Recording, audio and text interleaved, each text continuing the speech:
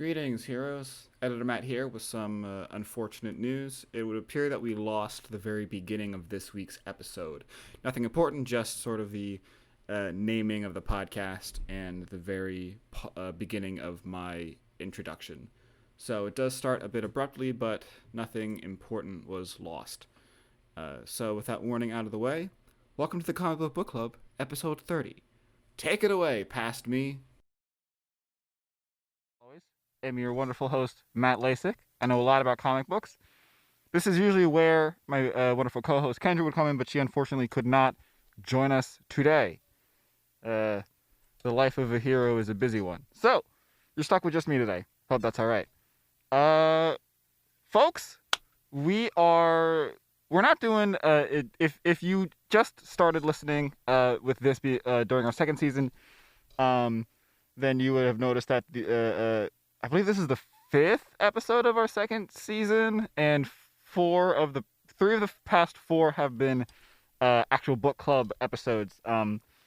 Usually we pad the out between like the ending of one discussion and the beginning of another with an episode like this week, which is more chill, more focused on broad topics within the comic book sphere. We do talk about news and stuff like that, give reviews of movies and TV shows and whatnot. Like, for example, What If? We won't actually be talking about What If this week because as of recording, the final episode has not been released. We will probably talk about it afterwards, which might be another 2 or 3 weeks, depending on how long it takes for us to talk about Loki, Agent of Asgard, which the discussion of which will start next week. But rest assured, we will talk about it at some point. We can't talk about Shang-Chi though. I could not. Honestly, I couldn't talk about it when Kendra was here because she hasn't seen it yet, and I have. So I was kind of waiting until she could also see it, but it just never happened. Plans fell through. So I'm going to talk about it now. Shang-Chi, which released, I want to say like September 15th, maybe? It released in September. The most recent MCU movie.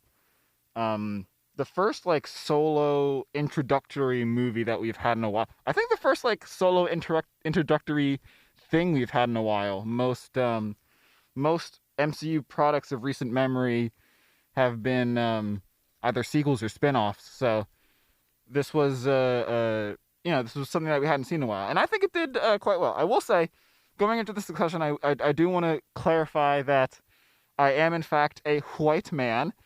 And this movie does feature a lot of like Asian cultures and whatnot. So take what I say with a grain of salt. I guess is what I'm saying. I am by no means an expert on the kind of cultural references and whatever that this movie was pulling from.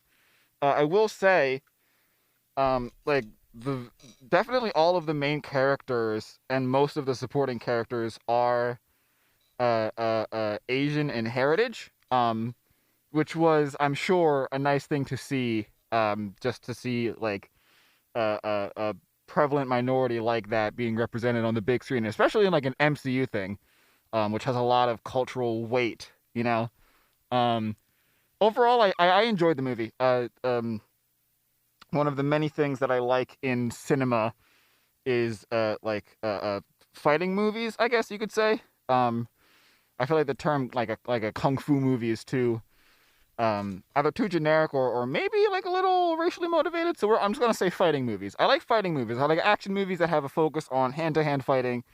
And when I saw the first trailers for Shang-Chi come out, I said to myself, this movie's gonna live or die by its fighting scenes. And boy howdy does it live by them. The fight choreography in this movie is incredible. MCU movies in the past have had a problem with like poor editing decisions during fight sequences, so they have a tendency to sort of jump around with the camera and do all these like quick cuts in succession that make it hard to see what is going on. It's hard to keep track of like where everyone is spatially during the fight. I will say Shang-Chi does a great job at avoiding that issue for the most part. The fight sequences are generally well paced and well shot in such a way that you can keep track of where everyone is and how the fight is going. There's a lot of like long takes, which is like just in general. If you see a long take in a movie and it's done well, it's generally a very good thing. Especially in an action movie where you have to like it's on the actors and the stunt people to be, remembering and executing the fight choreography during a long shot. Just fantastic, magnificent. Um, in terms of the acting, I mean the main guy. Oh my God, I'm blanking on his name. Something Liu, I think. Let's find out. We're going to do some googling, because I have poor memory. Simu Liu. I really liked him. I really liked his performance. He did an excellent job of portraying that character. And we're going to get into spoiler territory. He did a really good job of portraying the character of like former whatever assassin who's trying to like make it in the quote unquote real world now. I also liked Katie, the sort of sidekicky type of character portrayed by Awkwafina.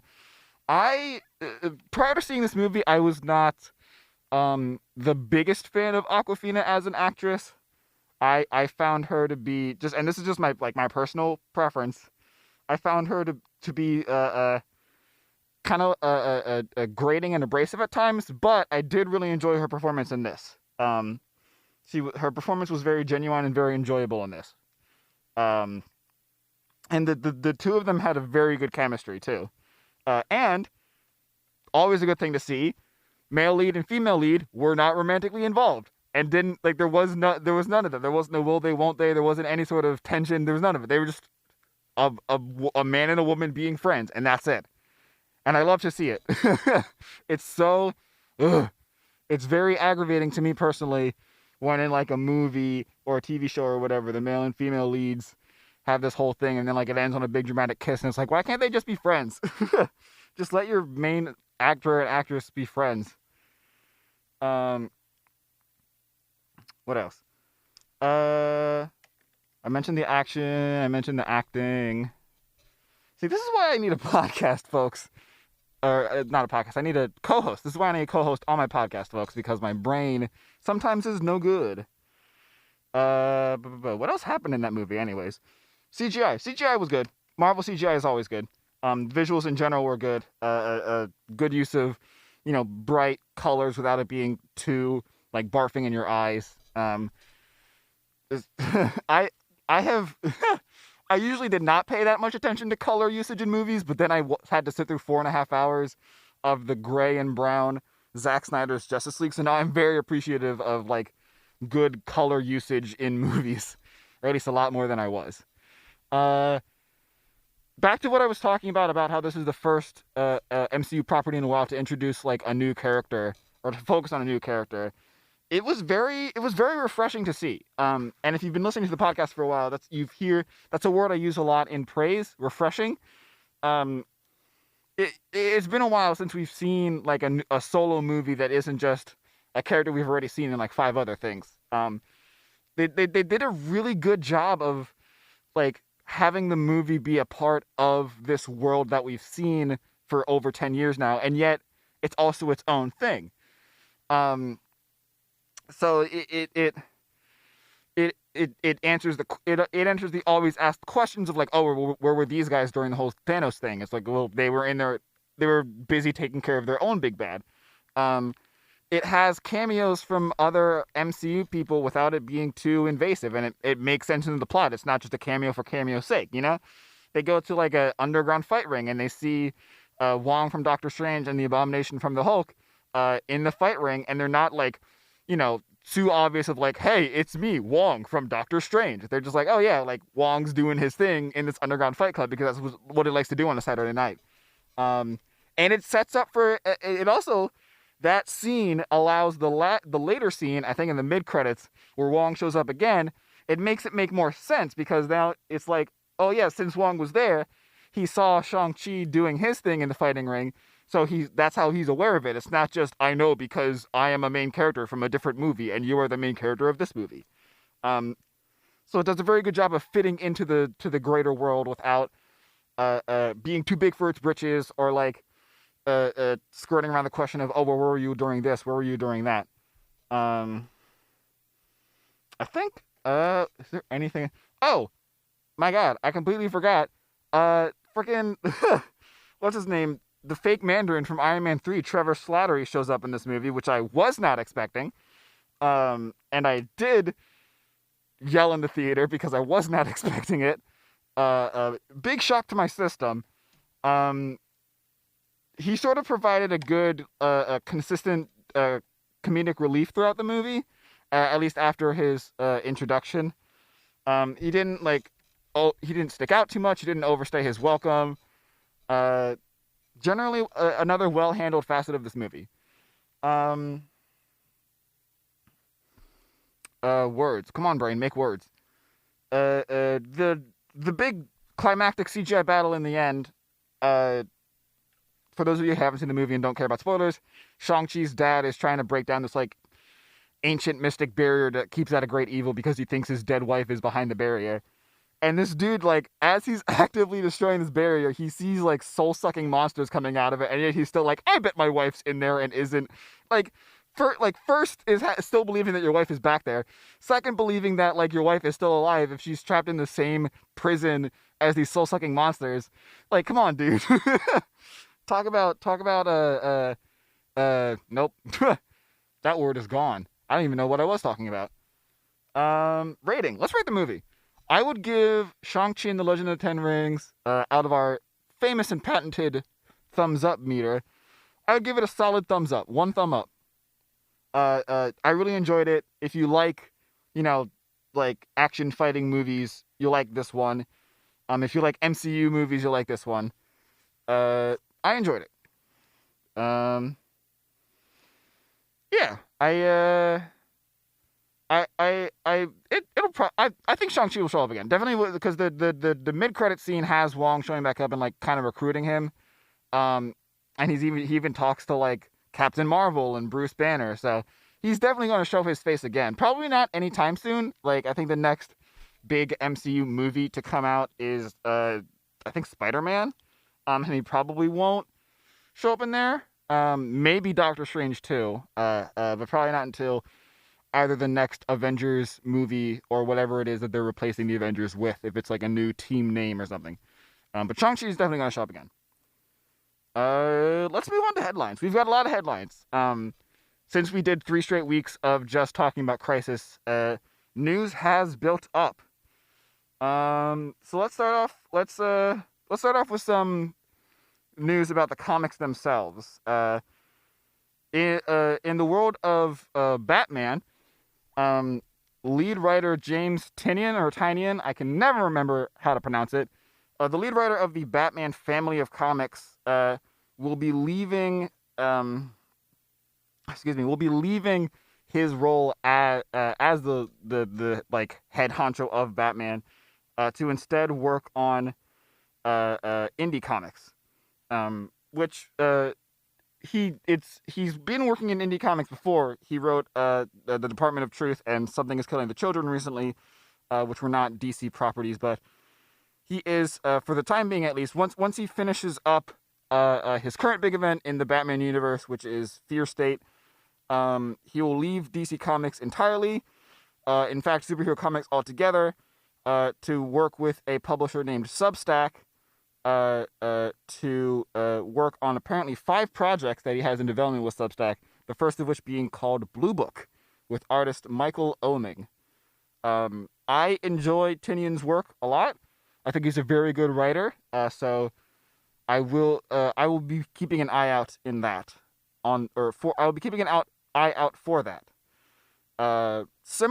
In similar news, Jonathan Hickman, who has been a big name in American comic books as a writer for a while, and then rose to further stardom a couple years ago when he did the big X-Men reboot has announced that he will be leaving after. So similarly to Tinian, he had just started up the next big X-Men event titled Inferno, and he announced that once that has been wrapped up, Hickman will be leaving his role as sort of head honcho of the X-Men verse. Um, while he has not been writing like every X book to come out since 2019, he has been working with all of those other writers to sort of guide the overall storyline. Like he's had a vision um, that the other stories and writers have been building upon. So um, they Marvel has not yet announced what or who or what will be taking his place, if anyone. But there are a couple names flying through the rumor mill: Jerry Dugan, Al Ewing, Kieran Gillen, all good picks. Like those are all very good, very experienced comic writers. But it will be kind of sad to see him go, because this man had such an incredible, tightly packed vision. As someone who reads pretty much every comic that is released, it was incredible reading X-Men comics since the big reboot, because like every single one shot and spin-off comic and every run that was like contained within the X-Men verse felt like everything felt like it all tied together. Like nothing felt like it was out of place or didn't belong. And I do want to do an episode sometime soon, trying to explain like what the hell is going on with X-Men in general, and more specifically what the hell is going on with X-Men since 2019. So that'll maybe be after we talk about Loki, Agent of Asgard. I'm kind of planning on doing a whole episode devoted to just running through the very complex and convoluted history of the X-Men, because they are basically like an entire sub-universe within the Marvel universe at this point. So keep your eyes and ears peeled for that, dear listeners. Next headline. This is one I'm very excited about. So Insomniac Games, which I believe at this point has been published by Sony, makers of the PlayStation. Insomniac Games released in 2018 a Spider-Man game that is like one of my favorite video games. It is just a fantastic like superhero game. It's a fantastic Spider-Man game. Just a fantastic game in general. That was in 2018, and then I want to say either 2019 or 2020 they released sort of like a spin-off midquel like mini sequel titled Spider-Man: Miles Morales, which I have not played myself because I do not own a PS5, because they're rarer than four-leaf clovers, I guess. But there was a recent big Sony event in which they and all of their subsidiaries announced whatever games are coming out in the future. And in that event, Insomniac announced not one, but two new games based in the Marvel Universe. The first of which being Spider-Man 2, which will feature both Peter and Miles in the role of Spider-Man. And according to the trailer, at least, the two of the villains to be featured are Venom and Kraven the Hunter. Now, I bet most of you out there that are listening know who or what Venom is, at least vaguely, but I would not be surprised if Kraven was a bit of a new name. With the announcement, with this news, I have decided that we will eventually cover Spider-Man, a Spider-Man story that focuses on Kraven. I think it's the most like famous story out there involving him, called Kraven's Last Hunt. So look out for that sometime in the future. Kraven is a big game hunter that eventually got so good at hunting he decided normal jungle animals were not a big enough challenge and moved on to hunting superheroes, with Spider-Man being his particular obsession. So I'm very excited to see how they incorporate him into a video game, and how they have him sort of threaten all of New York City in Spider-Man 2. The other big Insomniac game is Wolverine. They're making a Wolverine video game, and I could not be more excited. I believe the last. Well, Wolverine has been in various Marvel video games in the past couple of years, like Ultimate Alliance 3, the Marvel vs. Capcom like fighting game series, but we haven't had a game solely focused on Wolverine since the video game adaptation of X-Men Origins Wolverine, which was a very bad movie, which apparently had a pretty decent game, but I can't speak to that for certain as I never played it. But Insomniac has an excellent track record. Along with the Spider-Man series, they've also been responsible for the past couple Ratchet and Clank series, which is sort of a cinematic action adventure type series. So I personally, I generally don't generally that was a hard word. I generally don't try to make any grandiose statements before any piece of media is released, positive or negative. But in this case, I do trust Insomniac to a certain degree. So I'm very excited for that. I will have to, I guess, pick up a PlayStation 5 sometime in the next year or so that I could play these games. Because I don't think both Spider-Man 2 and Wolverine, I don't think are coming out until like 2023. But I'm very excited for that. What other headlines do we got? This is a fun one.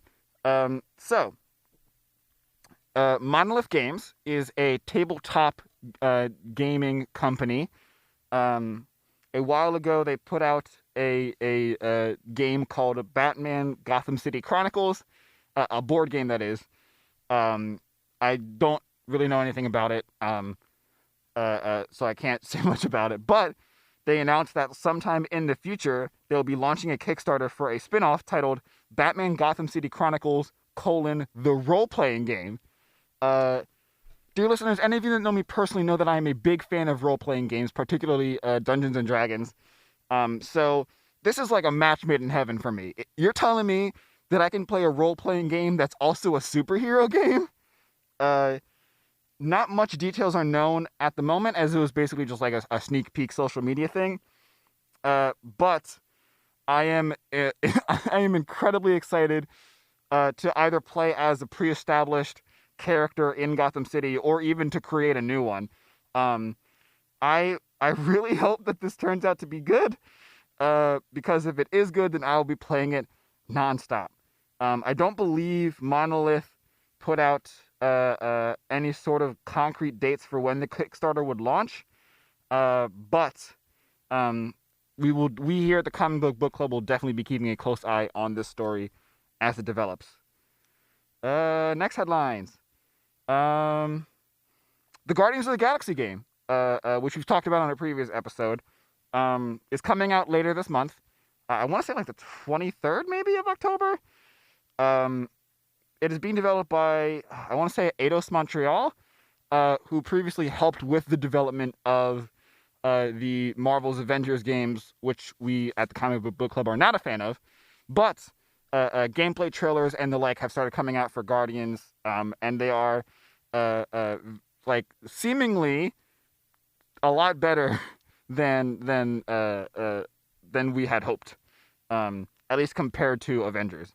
As I just said, I try my best to not make any sort of judgments before a piece of media is released, but you know, if this game is better than Marvel's Avengers, then we're in for a good time. October 26th, that's the release date for Guardians of the Galaxy. So, we will also keep an eye on this story. I might even play it and review it on the podcast. Who knows? Next headline. That's right. So Marvel has been releasing TV shows to the streaming service Hulu. The last one was MODOK, a stop-motion style TV show featuring Patton Oswalt as the titular character. They recently released a teaser trailer for the next one, which will premiere on Hulu on November 17th, titled Hit Monkey, about a monkey that is also a hitman. The trailer, which features the titular monkey, who is a white-furred Japanese snow monkey, is very violent and very bloody. So this is definitely going to be a mature-rated television show.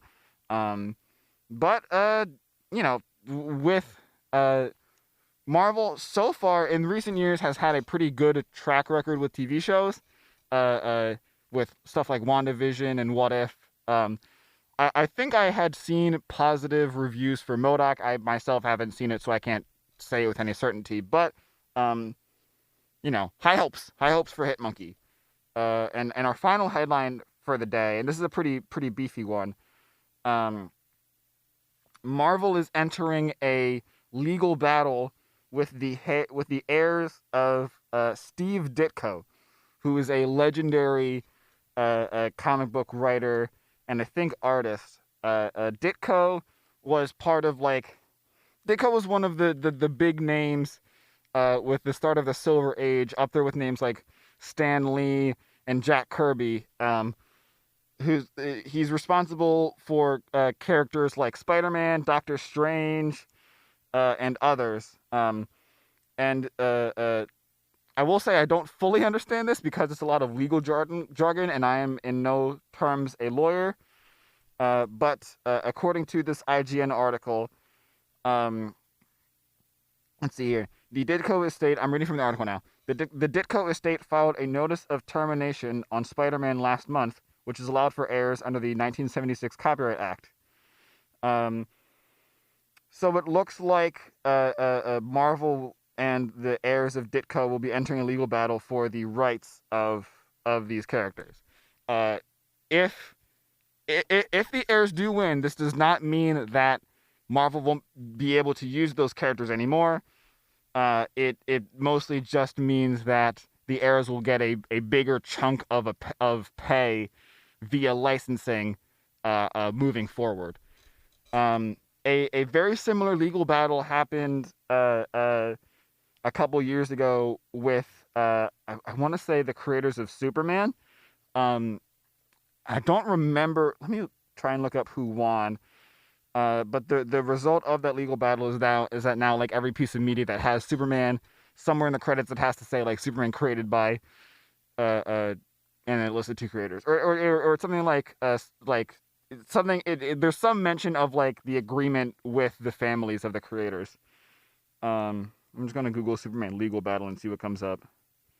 2014, 2013.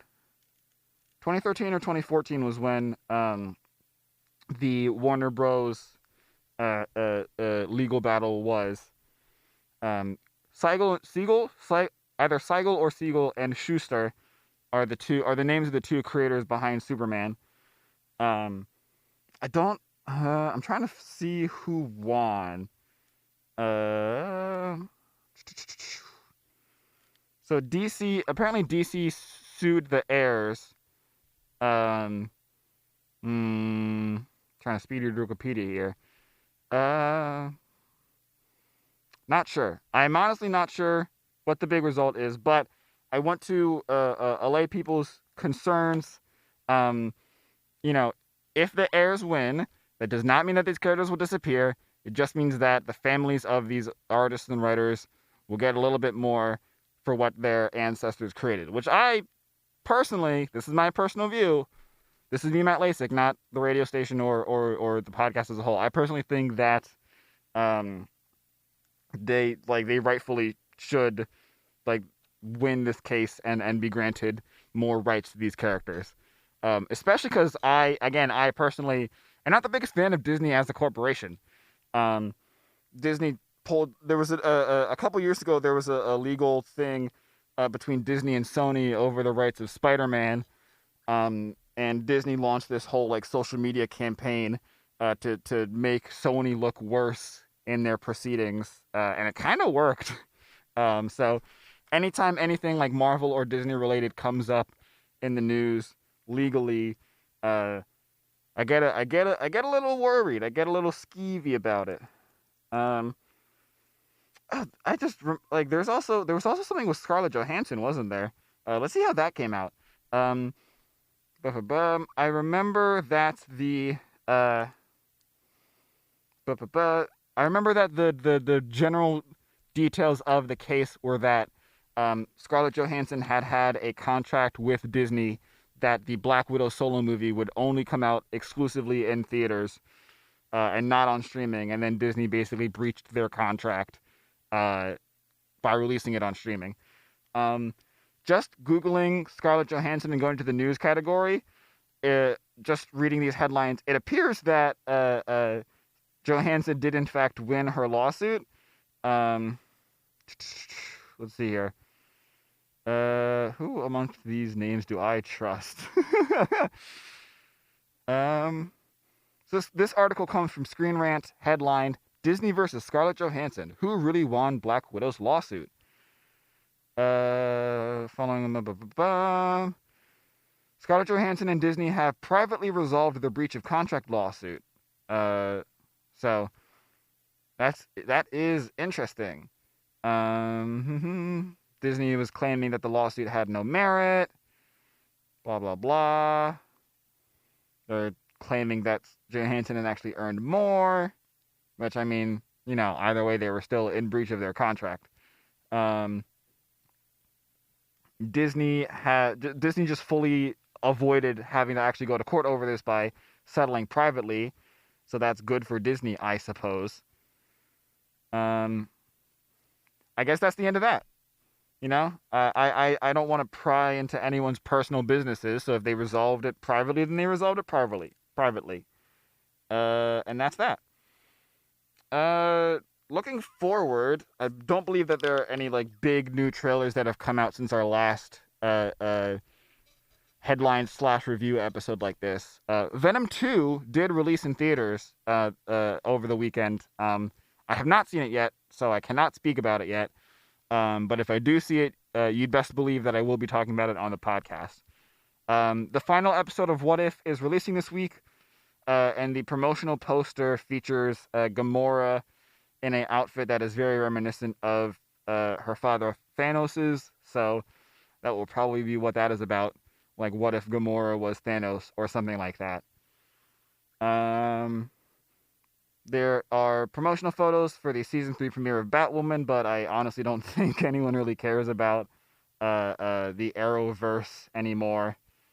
I believe that's all the headlines we have. Yeah. Let's talk about what I've been reading recently. So as you dear listeners know, I read a lot of comic books, both for the podcast and for my own good. Or against my own good, I guess you could say. So this is a section of the show where I sort of just talk about what I've read recently. I recently went back and read the entire original run of the Teenage Mutant Ninja Turtles by Eastman and Laird, and it was a ride. For those of you that are unaware, Teenage Mutant Ninja Turtles is currently owned by Viacom, I think, which is the parent company of Nickelodeon. But originally they were actually fully owned by Eastman and Laird and published independently. Not even an indie publisher like Image or something like that. Just Eastman and Laird publish these comics themselves. And it is crazy. For those of you that are unaware with the Ninja Turtles, there have been many different comic series. I think the current one is published by IDW, and many different television shows. And typically the big overarching villain is a ninja named Shredder, who sort of runs things from the background and pops up every once and again. So you'd think, going back and reading the original stuff, that Shredder has a big role in it, but the very first issue of Teenage Mutant Ninja Turtles ends with them just straight up killing Shredder, just like that. And that's kind of funny to me that you expect this big drawn out thing, especially if you're an indie comic writer who's self-publishing and is trying to draw attention. I'd imagine you want to set up a big cliffhanger that you can just draw out this villain, but no, they just issue 1, they're like, hey, there's this Shredder guy, we don't like him, we're gonna take him out, and then they just do. It's also very I feel like the sort of cultural image of the Turtles was driven a lot by the OG TV show from the 80s, where it's whoa, cowabunga, dude, pizza time. But the OG Turtles comic is very mature and introspective. There's a lot of issues where there's not really any action. It's just the turtles like discussing and thinking about their past actions and what comes next. Um, there's also the character of Casey Jones, who's usually just like um, a human ally of the turtles who also acts as a vigilante.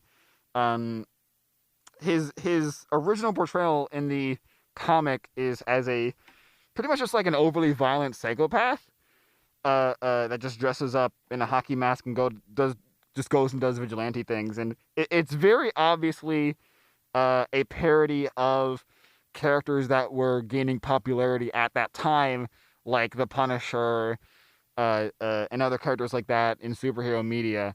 So it's very interesting to read it and like compare to, again, the bigger cultural image of Casey Jones that is now popular. Um, and he has a very interesting character arc himself because his vigilante actions pretty much end when he accidentally kills um, like a gang member that turned out to be a minor, and that sends him down this whole introspective path. There's like a big chunk in like the middle towards the end of the original Turtles run where it's just Casey like driving across the country thinking about what he's done. Um, so it's it's incredible that the very first comic is this mature and this introspective and this like, hey, maybe violence is bad, and then the very next thing in terms of turtle media is the original cartoon that again is whoa cowabunga pizza man. um I don't know, I feel like that's a very interesting transition. It really does feel like some executives like, oh, these turtles are interesting, but we need to make them more likable for the kiddies. um so that basically put me down a whole rabbit hole of turtle media. um I do read the currently publishing IDW comic, but I read that as it comes out, so it's not like, I spent time recently reading the backlogs of it. What I have been doing, what I am currently reading, and what I have been reading is the classic X-Men comics, like from way back in the '60s, like the OG Stan Lee ones. And those are a read because I think we may have talked about it on the show before, but uh, this was back when Stan Lee, Steve Ditko, and Jack Kirby were just pounding out new superheroes in like 1963, 64, and 65.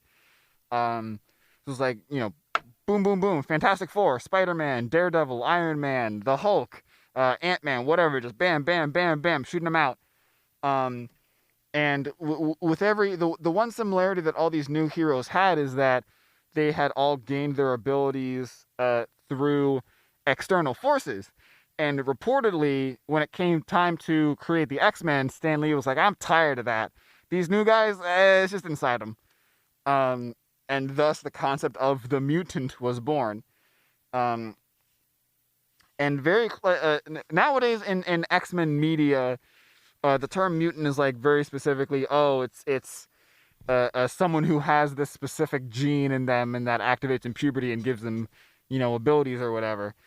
But back in the early days, it's just like anyone that was a little bit different was probably a mutant. Um, so the X-Men were basically this task force to be sent out by Professor X to be like, hey, I heard on the news that there's some freak down in New York City trashing stuff. Go see if he's a mutant and ask him to join the X-Men.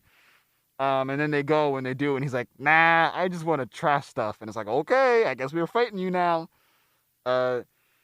Early renditions of Magneto are also very different than what we see now. Um, the comparison has been drawn that like Magneto is to Malcolm X what Professor X is to Martin Luther King Jr. But OG Magneto was just like a stereotypical supervillain. And this was also in the Silver Age, so there was also this element that's prevalent in a lot of Super Age or Silver Age stuff of like the writers not really knowing a lot of science, so they just make it up as they go along. So Magneto's power is that he has like mastery over magneticism, but for the what that meant for the writing team was just like they could just do whatever they wanted. Be like, it's magnets. So along with the whole like levitation and manipulating metal, he could also just like hold people in place or push them away or put up force fields. There's an issue where he just like straight up hypnotizes people, which is not a thing that you can do with magnets. Uh, there's another issue where he has astral projection, which again, not a thing you can do with magnets. Uh, I went. I was so curious that I went onto the Marvel fandom wiki, which is very well organized, and I went down to like the powers and abilities section for Magneto, and like all of these Silver Age powers, like hypnotism and astral projection, it had little asterisks to be like, this was never seen in more than one issue, so it's probably not a real power of his.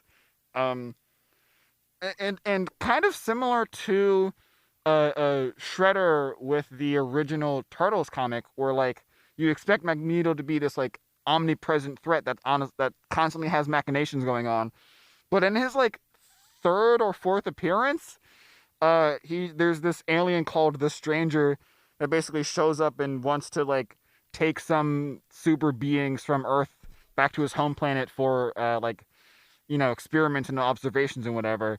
And Professor X is like, take Magneto. So Magneto just whooshes off to space and isn't seen again.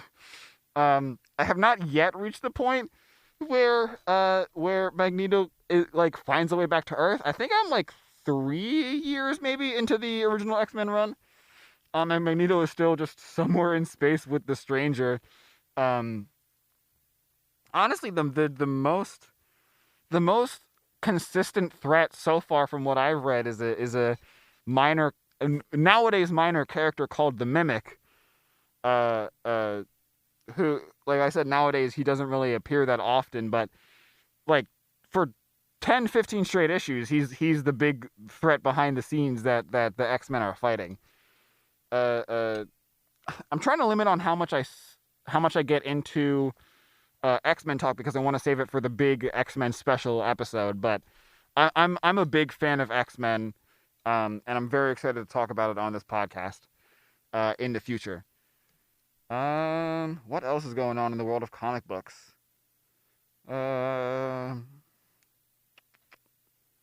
Let's check the email accounts, that being cbbcpod@gmail.com, to see if we have any user submitted questions. I forgot to do this before the podcast started, which is why I'm doing it now. If you, dear listener, want to ever send us questions or topic suggestions or reading suggestions, you can email us at cbbcpod@gmail.com, or you can tweet at us at cbbcpod, same spelling, at cbbcpod, out on Twitter. Oh my goodness. Never mind. We're not going to do questions. I had a whole topic prepared that I forgot to talk about. So, next week we are getting into Loki, Agent of Asgard, which is, in my opinion, the best Loki solo series. But when it was published, it was after a lot of big things had happened to the character of Loki in the pages of Marvel Comics. So we're going to jump into some of that background so that you're not going in blind next week. The year is, I believe, 2010. In the aftermath of the event Civil War, Norman Osborn, a.k.a. the Green Goblin, had gained control of S.H.I.E.L.D. The aftermath of Secret Invasion, rather. This was in a period where Brian Michael Bendis was in control of Marvel like events. So for a couple summers in a row, he had all of these events leading one to the other.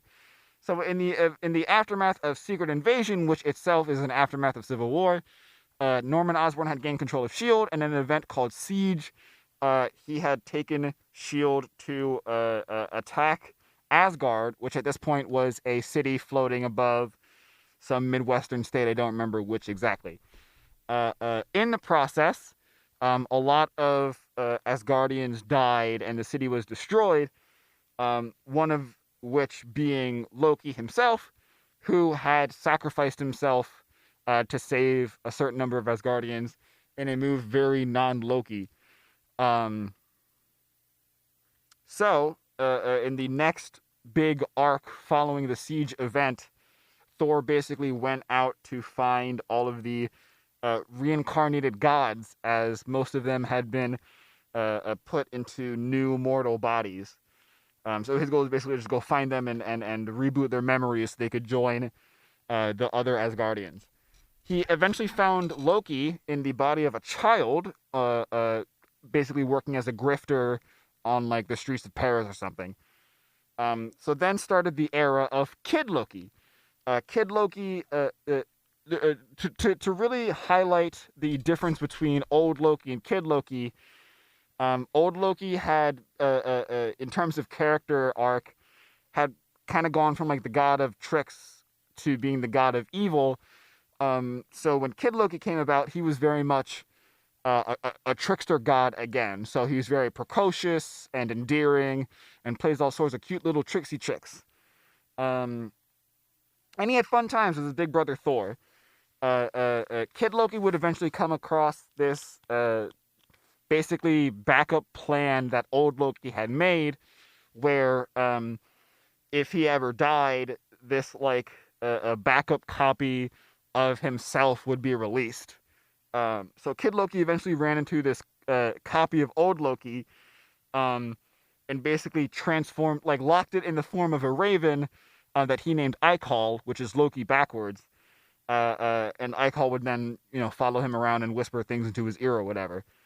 Fast forward a couple story arcs, and Kid Loki was stuck in some big prophecy that would bring about like the end of the world or whatever, as gods tended to do.